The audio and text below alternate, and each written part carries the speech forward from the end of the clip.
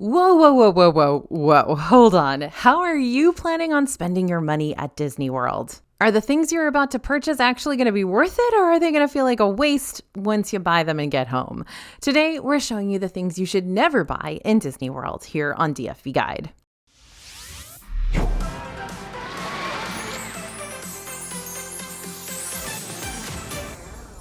Hey everybody, it's AJ for Disney Food Vlog, and I am here to save your money today. If you've been keeping up with our DFB videos recently, you probably remember our Always Buy video that we released not too long ago. Here's a few flashback clips in case you missed it or need your memory jogged. Now, whether or not you've watched the Always Buy video yet, consider today's video the foil to that. While there are things that we think you should always buy on Disney World property, there are things that give us the complete opposite feeling, where when we spend money on that stuff, it feels like we're throwing away dollars if we wind up purchasing these things repeatedly. So here's the plan. Step 1, expose the money wasters. Step 2, show you a better way to spend your cash in Disney World. And step 3, surprise you with a few toss-up purchases that are sometimes a waste of money unless you really need them in order to save your trip, and we've all been there. Now, a little note about the word never. I feel the same way about the word never that I feel about the word always. It's very black and white. Those two words are very black and white, and in fact, we always instruct our new writers at Disney Food Blog to never say never and never say always, because Disney's inconsistent. They're gonna do things differently and sometimes surprise you once in a while. So I'll admit, it's tough for us to say never around here. Every trip is different and may call for one of these purchases regardless of what we say about it today. That being said, if you can avoid purchasing them inside the parks, I would if I were you, for some big key reasons which I'll explain. First on our list is Disney merchandise that you can get anywhere. I know those Disney plushies are staring you down with those big cartoony eyes and their feet all right up next to their noses. And I know that Disney mug would be an absolute perfect fit in your assorted mug collection. And I know that pack of Disney Lorcana trading cards is calling your name. Or maybe that's just Bria's thing, I don't know. But before you buy a specific piece of merch inside the Disney World bubble, hold off and ask yourself these two questions. First, can I get the same thing or something super similar on the Disney Store website or Amazon.com or even at my local Target? And if that answer is yes, then you can move on to the second question. Can I get this item for cheaper at those other locations? More often than not, the answer to that question is going to be yes as well. You absolutely can. It's easy to get caught up in the adrenaline of a Disney vacation to the point where you accidentally spend your souvenir money on items that aren't all that unique to the Disney bubble. So always double check and see if the item your heart is set on can be purchased for cheaper elsewhere. That way you can focus your energy on the more Disney World specific stuff. Now, granted, I know that the younger kiddos in your group won't always grasp that logic. They see a toy on the Disney World gift shop shelf, and that's the one they're determined to buy. If that's the case, and you've already made it clear to them that they've got a little spending money they can use to purchase whatever souvenirs they want, you really got to pick and choose your battles, you know? If a little Munchlings plushie is what's going to make them happy, then let them pick up the little Munchlings plushie, and they're going to spend their money on it. However, if you already know those are the kinds of items that your kid is going to gravitate toward at the shops, then it's not a bad idea to pre-purchase these toys for cheaper from your big box store ahead of time and just have them on hand. That way, when your kid starts begging for one of those blind box Munchlings, ta-da, you've already got it purchased and it cost you a whole lot less money. That said, full disclosure, any toy bus that was ever for sale on Disney World property I purchased for my son. End of story. Next on our list is portable chargers. I get it. Sometimes you're in a pinch and you really need to purchase a fuel rod while you're in the parks. In case you're not familiar with those, fuel rods are these little portable chargers with interchangeable ports so you can charge any brand of phone. And the biggest bonus of all is you can exchange them for fully powered ones at kiosks right in Disney World. So you'll never need to charge it while you're on your trip. The initial fuel rod purchase is going to cost you $38 for one charger, but after that you can swap out your fuel rods for fully charged ones for free all around the parks. Sounds pretty great, right? Right. Well, here's the thing. They are nifty, and the fact that they're so lightweight and easy to stow away in your bag is a super added bonus too. But fuel rods definitely aren't going to give you the best charge ever before they run out of juice. So if you're down to 10% on your phone, you might be able to get your phone charged up to 70 or 85% using one of these little doodads before you need to swap out fuel rods again. And there are several much more reliable chargers out there that you can purchase before your trip that'll not only hold a charge better, but are also cheaper than fuel rods too. Now, this wired charger is packed with power but thin enough to fit in a pocket, a wallet, a fanny pack, which makes carrying it around the park much easier than some other bulky charger alternatives. Also come in lots of colors, only cost you about $18.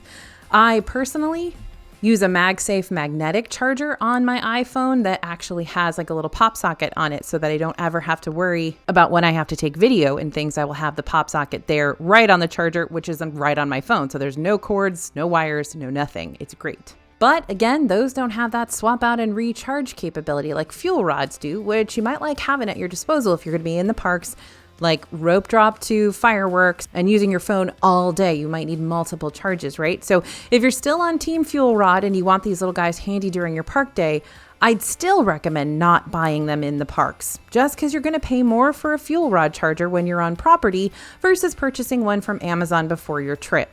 While one fuel rod in Disney will cost you $38, you can get a 2 count of fuel rods for the same price online. So really, you'll be paying around $20 per fuel rod instead.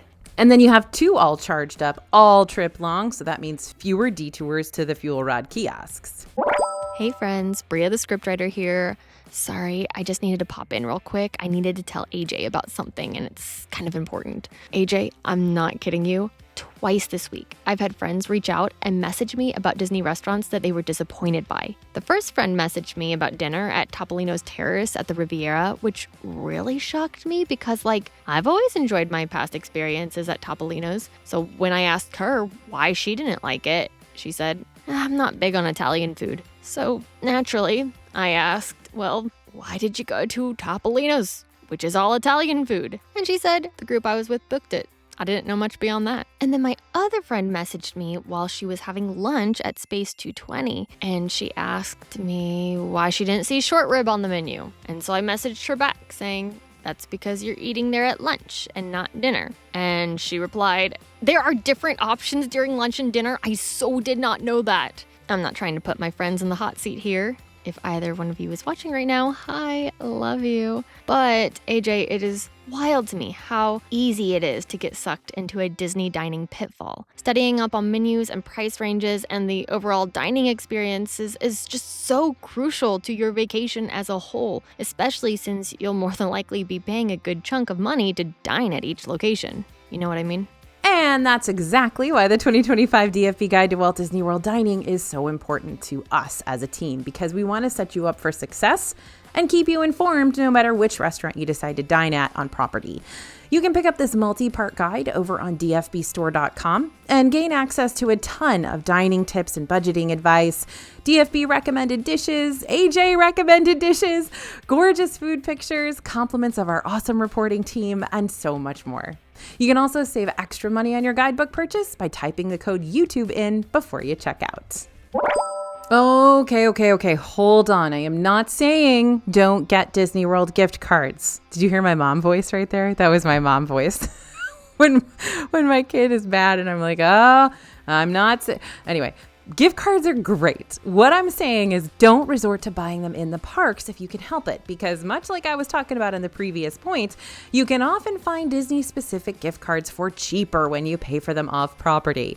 You can reasonably expect to save between 5% and 10% on your trip just by using discounted Disney gift cards when you purchase them at stores like BJ's Wholesale, Target, and Sam's Club. BJ's offers a variety of discounts on gift cards of different amounts, but members can typically get a $500 gift card for $480 or 4% off. For Target's Red Card membership program, you can make purchases and get 5% off. While this discount excludes purchases of Target gift cards, it does not exclude purchases of Disney gift cards. And finally, Sam's Club discounts also tend to vary, but members can typically get a $200 gift card for $185 or 7.5% off. Now, don't forget, you can pay for your whole trip with gift cards. So if you just go to Sam's Club and buy a bunch of them, then you could end up getting like 7 or more % off of your whole Disney trip, right? You just need to go at different times potentially, because sometimes they do have transaction limits on those. But basically, you're paying less to get more Disney money, which you can use to pay for things like resort stays and food and merchandise, festival booth items, even lightning lanes. But if you pay for your Disney gift cards on site, you're not going to get any savings opportunities. We've got a lot of budgeting and savings hacks similar to this one over on our free Cheapest Trip to Disney World guide, which you can pick up right now by scanning the QR code you see on your screen or by heading to disneyfoodblog.com/cheap trip after this. And again, that's free, and we will give that to you in your email. No worries, no problems. It's all yours. So it's nice to know that Disney has things like Cuties oranges and Baby Bell cheese circles and Lay's potato chips and other familiar munchy items for sale at multiple quick services and snack kiosks. Just in case your kid's in one of those all I'm eating is potato chips phases while you're in the parks. But once more with feeling, y'all, you can pre-purchase these things ahead of time for cheaper and just bring them to the park with you. So again, if you already know your kid's going to be begging you for a piece of fruit from the Liberty Square Market in Magic Kingdom, just kidding. Whose kid begs them for fruit? I don't know. Let's change that. They're going to be begging you for a Hershey bar in the Magic Kingdom confectionery. Just buy a couple Hershey bars ahead of time and have them ready to go. Cast members don't care as long as it's not kept in a glass container or needs to be kept heated or frozen or is alcoholic, then you're free to bring it in. Whatever snacks you want to munch on throughout the day, bring them in. And you can set yourself up for snack food success in the following ways. Make a grocery run to your store back home and pack it up with you if you're taking your car. Make a grocery run to the closest grocery store to your hotel on the day you arrive, which will be a much better option if you're catching a flight. Or use a grocery delivery app. We always use Kroger Delivery to make the grocery run for you so you don't have to worry about leaving the Disney bubble once you arrive. We actually have a step-by-step guide to ordering Kroger Delivery when you're in the Disney World bubble over on our DFB website. So I'm going to link that down in the description for you if you want to study up on it later. Spoiler alert, it's really easy, and Kroger Delivery's app will hold your hand pretty much every step of the way. Now, the temptation of having pizza delivered directly to your hotel room at the end of a long day might be a force that feels too strong to withstand, especially if you see a pizza flyer slipped under your door promising cheap and cheesy and hot and ready pizza goodness. But trust me when I say these pizza flyers are going to cause you nothing but heartache. Many of Disney's resorts have pizza pickup locations at their food courts or quick services. But if you notice a paper flyer slid under your door, coaxing you to call a specific number or numbers for a pizza delivery service you've never heard of, more than likely this isn't promoting some low-key local pizza place. Rather, it's probably going to lead you to a scam attempting to steal your credit card number. Yep, not kidding. Never give your personal info to a faceless voice over the phone whose credibility is yet to be proven one way or another. The best thing you can do when you come across one of these flyers is to just crumple it up, throw it away, and never ever think about it again. The end.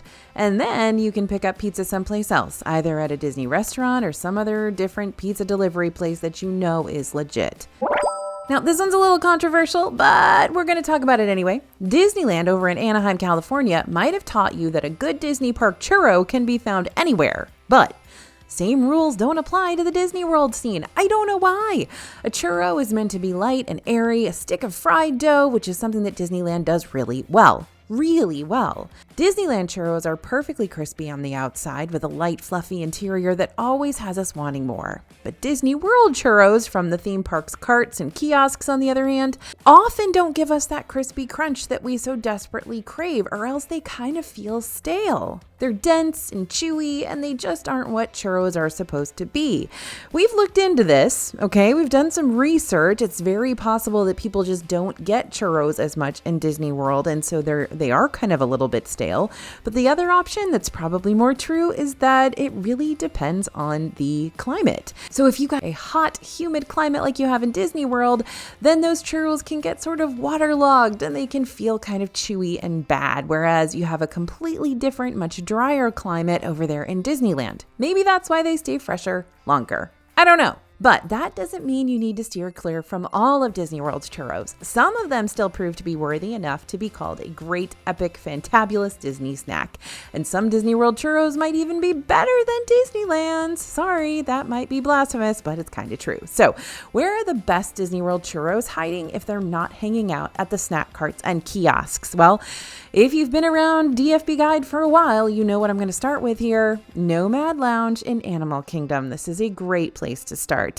Nomad Lounge is the place to start because it's probably got the best churros on property. It's probably got the best churros of any Disney park anywhere. Not only are these churros made the way God intended a churro to be, but they also come with 2 different sweet dipping sauces that rotate out every so often. Last time we visited, they came with a vanilla crema and a strawberry chili dipping sauce, and they are so good. Now, these are gluten-free churros. Maybe that's the difference. Maybe it doesn't have as much flour to get kind of gummy and weird. But anyway, these are always perfect. I'd also recommend paying a visit to Pepe by Jose Andres inside Disney Springs. This isn't a quick service that we talk about a whole lot on this channel, but it's a great place to pick up some authentic Spanish cuisine while you're on the go. And their churros here, top notch. The churros come shaped like a teardrop outline, so it's like you got a handle to hold on to while you dip your churro into that rich velvety chocolate sauce that comes on the side. Maya Grill over at Coronado Springs Resort may not be my favorite place for a sit-down meal, but they have a really great churro. The fried baby churros are served with dulce de leche ice cream and caramel sauce, and they haven't disappointed us yet. Now, you're never going to buy an outfit that you didn't try on first, right? So give the same consideration to Minnie ears. So kind of like a pair of jeans, Minnie headbands all fit a little bit differently. One pair might be comfortable, the other pair will give you a $40 headache before lunch. To be fair, it's kind of hard to decide if a pair of Minnie ears are going to drive you bonkers if you're just wearing them around the shop for a minute or two. So when you're testing these little beauties out, also check and see how tightly the headband presses against your temples. At first, it might just feel like they're snug and secure, but if they're too tight, that's where the headache's going to come into play. I know I sound like a broken record here, but if getting Disney authentic ears isn't like a major deal to you, you can always pick them up for way cheaper from places like Amazon and Target if you'd prefer. The ones that we've tried out in the past that we've picked up from Amazon tend to be pretty comfy, but even if you still have that dreaded headband headache after a while, at least you didn't spend top dollar on them. Okay, next on our list is going to be controversial and divisive. It is Park Hopper Plus. Now, I'm not anti-park hopping. In fact, I love park hopping. I like being able to jump between parks during my Disney day, see as much as I can in a limited amount of time. I don't like to be constrained or constricted to one park. I want to go everywhere, but I just feel like the Park Hopper Plus option has never really been worth it for me personally or for many of the people on our team, and I feel like it's even less worth it in 2025. So let's explain. Park Hopper Plus is an add-on ticket option, much like the regular Park Hopper option is, that not only gives you the ability to jump between multiple parks each day, but also gives you a number of plus-up opportunities equal to your number of park ticket days. For example, let's say that I have a 4-day park ticket and the Park Hopper Plus is going to give me 4 extra visits for one of their other premium experiences, like a water park, Blizzard Beach, or Typhoon Lagoon, 1 round of golf at Disney's Oak Trail Golf Course, or 1 round of mini golf at either Winter Summerland and or Fantasia Gardens. But here's the thing, each of these experiences costs less if you pay for them a la carte, versus that $85 plus starting price that you'll have to pay on top of each park ticket day if you choose to buy the Park Hopper Plus option. Let me break it down for you. If I were to pay for each of these extras outright, a 1-day ticket to Blizzard Beach or Typhoon Lagoon costs $74 per adult, while a full-on water park annual pass costs $79. Well, I think it's a season pass, right? Because they're not open the whole year. So $79 for a season pass, which means you can go multiple times and it costs just about as much as a 1-day ticket. So already you're losing money on that Park Hopper Plus purchase if the water park add-ons are what you really wanted to use this perk for, because you could technically get a ton of extra water park days for that flat rate of $79 per person versus $85 extra per person per theme park ticket day. Meanwhile, 1 round of golf at Disney's Oak Trail typically ranges from $30 to $50 per player. Again, way cheaper than $85 per theme park day. And as far as mini golf's concerned, well, that's one of the cheapest Disney add-on experiences you can pay for out of pocket. Costs $19 per adult, $12 per kid. And no, you can't pick and choose which days you want to purchase Park Hopper Plus. You'll automatically have to pay for Park Hopper Plus for every park ticket day, no matter what. Not to mention, you really need to have extra time during your trip to actually use these extra activities. The good thing about Park Hopper Plus activities is that you don't have to space them out across multiple days if you don't want to. So if you've got a free non-park day during your trip where you want to redeem 2 or 3 of your plus-up options, you're more than welcome to do that and do a little mini golf or water parking back-to-back on the same day. That being said, usually if I'm purchasing a Park Hopper add-on, I'm doing that because I'm taking an abbreviated weekend trip where I'm only going to have 2 to 3 days to spend in the parks as is. So if you're taking a trip where you do have a couple of break days to spend wherever you want, and you plan on on purchasing 4+ days worth of Disney World park tickets, you don't really need to worry about hopping between the parks because you got the time to really take your time while you're here.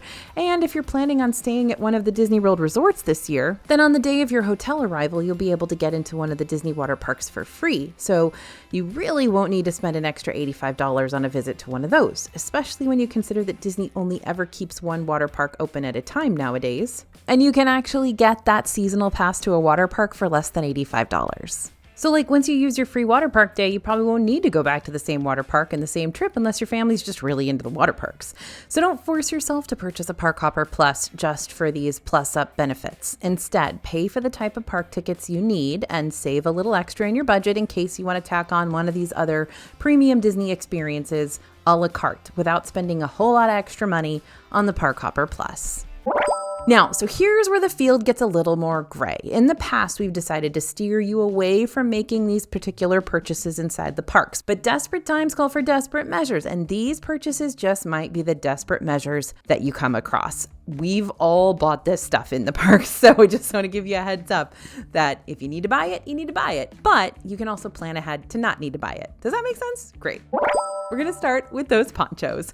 No use beating around the bush. Disney ponchos are expensive, and that's because Disney knows they can get away with making them more expensive. Because if you're in the middle of your park day and you suddenly find yourself caught in the middle of a gigantic afternoon rainstorm, you're not going to want to put your entire day on pause just to wait for the storm to pass. So Disney will pull out their ever so useful ponchos from behind the counter and sell them for premium prices in their gift shops. Suddenly your family of 4 is all ponchoed up, but your wallet is $50 lighter. Now, in the Disney ponchos' defense, these are really nice, quality ponchos. So while you can get ponchos for a whole lot cheaper at a nearby drugstore or even out of a drugstore vending machine like you'll find at some of Disney's partnering hotels, including Swan and Dolphin, those ponchos tend to be a whole lot flimsier and not as reusable as what Disney's going to provide. Then again, you ready for this? Amazon has some pretty nice rain poncho sets that are also reusable, come in a 2-count, and come in different colors too, not to mention they're cheaper. So sure, you're not going to have Mickey Mouse slapped across the back of them, but your wallet might thank you if you choose that route instead. And the over-the-counter meds. Yep, Disney's going to charge you more for the over-the-counter meds that you purchase from the Disney hotel gift shops versus what you'd pay for them at a drugstore nearby. But if I told you I never paid for over-the-counter meds inside a Disney hotel gift shop, I would be lying to you because there have been times where I straight up couldn't wait.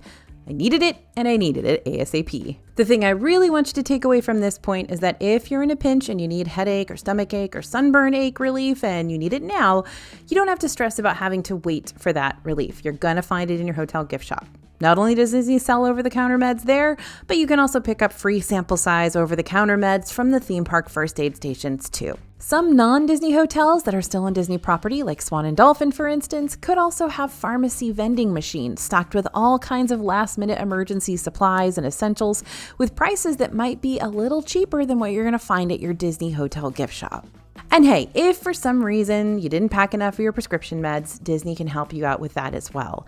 Thanks to that fairly recent partnership between Disney and Advent Health, guests at Disney World now have that easy-to-use prescription delivery service at their disposal. You can give Advent Health a call, see what arrangements can be made to get your needed prescriptions delivered to your pharmacy of choice or straight to your Disney World hotel, or even over to one of the theme parks. I've actually picked up prescriptions at the theme park first aid centers before. It's very easy and you don't have to miss any reservations or lightning lanes. You get on all the rides you were still planning to get on. You don't have to go back to your hotel or worse, take an Uber to some pharmacy. Advent Health's phone number is listed on the site as 407-939-7480. Their care concierge service is open from 7 a.m. to 11 p.m. Eastern. You can also access their services through the My Disney Experience app. Next on our list of gray area, overpriced hotel rooms. So Disney's Deluxe resorts have a lot of big selling points. Several of them have the convenience of being super close to one or two of the parks. You'll not only get the early theme park entry benefit offered to all hotel guests, but you'll also get those extended evening hours benefits available for Deluxe resort guests only. Most Deluxe rooms tend to have upgraded amenities and more space, especially if you book a 1 to 3 bedroom option or suite. And if you got a break day or two to spend during your trip, the Deluxe resorts can serve as a vacation in and of themselves. So you can wake up in the morning and check out the pools, the restaurants, the shops, the activities, and numerous other resort features to fill up your whole day. But Much like the title of a deluxe resort suggests, you're going to be paying deluxe prices to stay in these rooms. We're talking $500, $600, $700, $1,000 a night. And that's a lot of money considering the fact that you could always book one of Disney's value resorts for hundreds of dollars less per night with a lot of similar theme park benefits. Or you could book a hotel off property for potentially even less than that. Plus, if you're planning on spending every waking moment of your next Disney World vacation in the parks, and you're only going to be using your hotel for sleeping and showering, then there's not really a need to book a bougie stay when you're not even going to have the chance to take advantage of those bougie offerings. Oh, and by the way, you don't have to book a deluxe resort room to check out the restaurants and the shops and the activities offered at these high-end hotels. You're welcome there even if you're not staying there.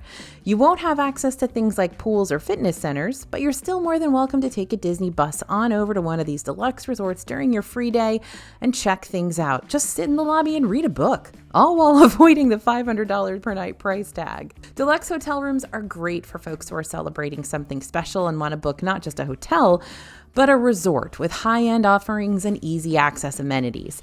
But it's definitely not going to be the right fit for everyone, so be sure to check out our Ultimate Guide to Deluxe Resorts video after this if you want to deep dive into all the deluxe resort offerings and see if this is something you're going to want to save for in the near or distant future. Okay, now that we've covered the never buys, it's time to check out our always buys counter video if you haven't already given that a watch. If you have already watched our always buy video, thank you. We appreciate you. And we also want to remind you of our free cheapest trip guidebook gift that's waiting for you to pick up over at disneyfoodblog.com/cheaptrip. Thanks for listening, everyone, and thanks for watching. Let me know your never buys in the comments, please. I would love to know what you have learned to just not spend money on in Disney World. As always, this is AJ for Disney Food Blog, and we'll see you real soon.